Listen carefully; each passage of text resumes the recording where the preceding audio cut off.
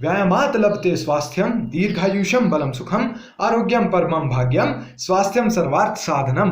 नमस्कार, आज मैं स्वप्न सूर्यान विक्टर सदन की ओर से आप सभी के सामने जिस विषय को लेकर उपस्थित हुआ हूं उसका शीर्षक है वैश्विक महामारी कोविड से जूझता विश्व।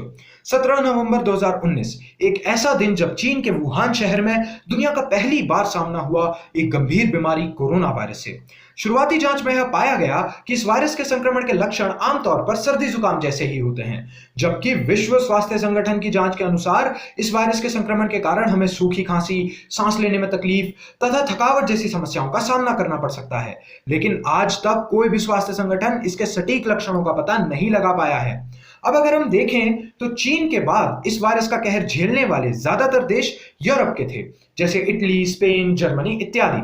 आज के समय में सबसे ज्यादा मामले अमेरिका से सामने आ रहे हैं, जबकि प्रतिदिन आने वाले मामलों की संख्या में भारत सबसे आगे है।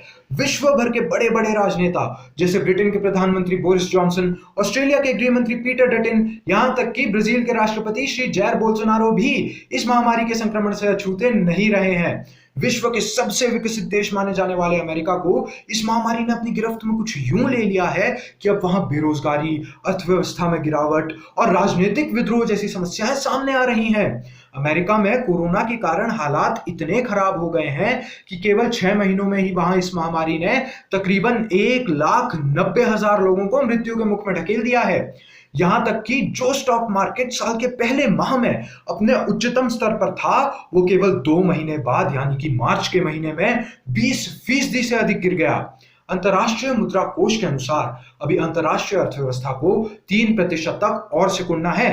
इस संस्था के मुताबिक 1930 के महामंदी के बाद की यह सबसे बड़ी गिरावट है। कोरोना का दुनिया भर की अर्थव्यवस्थाओं पर इतना बुरा असर पड़ा है कि अकेले अमेरिका को ही अपने सकल घरेलू उत्पाद में 2.5 खरब डॉलर गंवाने पड़े हैं।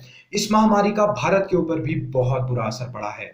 कोरोना के कारण हुई तालाबंदी में भारत ने शुरुआती 21 दिनों में 32,000 करोड़ रुपए प्रतिदिन गंवाए, जिसका असर आज हमारे सकल घरेलू उत्पाद पर साफ देखा जा सकता है। हमारे देश में आज 90% से अधिक लोग असंगठित क्षेत्र में काम करते हैं। इनमें से भी अधिकतर मजदूर हैं जिनकी आमदनी कोरोना काल में बिल्कुल ठप हो चुकी है। भारत के लगभग 40 लाख से ज्यादा युवाओं ने तालाबंदी के चलते अपनी नौकरियां गंवाई हैं और हमारे पर्यटन उद्योग को भी 5 लाख करोड़ रुपयों का नुकसान हुआ है। अगर एक बार को हम इस सब को अर्थव्यवस्था के चश्मे से ना भी देखें, तब भी इस महामारी के प्रभाव बहुत हानिकारक रहे हैं।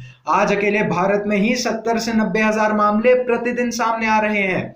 बीबीसी के एक विवरण के अनुसार भारत में कोरोना की वजह से हुई तालाबंदी में बाल मजदूरी, बाल विवाह और घरेलू हिंसा जैसी सामाजिक कुरीतियां बहुत बड़े स्तर पर सामने आ रही हैं।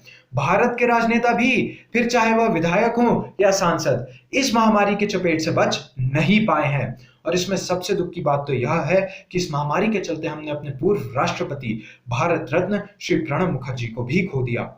कोरोना को बढ़ावा देने में एक बहुत बड़ा हाथ अफवाहों का भी रहा है, जिसके चलते लोग असल जानकारी पर ध्यान ही नहीं देते। हमें यह समझना होगा कि इस महामारी से डरना और सावधान रहना 2 अलग-अलग चीजें हैं। इसके मरीजों में से सिर्फ 15% को ही अस्पताल में भर्ती होने की जरूरत पड़ती है और इसका मृत्यु दर भी केवल 2 से 3% तक ही है। आज हमें उन सबको सम्मान देना होगा जो बाहर हमारे लिए इस महामारी से लड़ रहे हैं।